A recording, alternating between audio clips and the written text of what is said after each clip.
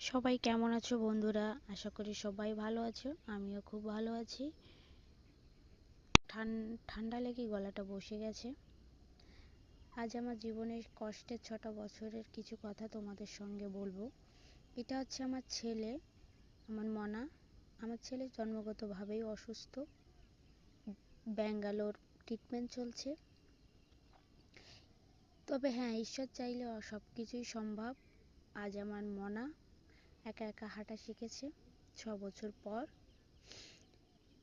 তোমরা সবাই আশীর্বাদ করো আমার মনা যেন তাড়াতাড়ি সুস্থ হয়ে ওঠে। ও কথা বলতে পারে না, সব কথা বলতে পারে না, তবে ডাক্তার বলছে আস্তে আস্তে হবে। এই 25 সালটা আমার জীবনের সব থেকে লাকি সাল। এই 25 সালে আমি অনেক কিছুই পেয়েছি। সব থেকে বড় পাওয়া আমার মনে হয় 25 সালে হাঁটা শিখেছে। তাই আমরা বাড়িতে একটা ছোট কেক এনে কেকটা কেটে 3জন মনাকে খাইয়ে দিলাম। আর এই 25 সালটা তোমাদের কার কেমন গেছে আমাকে অবশ্যই কমেন্ট করে জানিয়ে দিও। আর সবাই আশীর্বাদ করো এই মনা যেন তাড়াতাড়ি সুস্থ হয়ে ওঠে।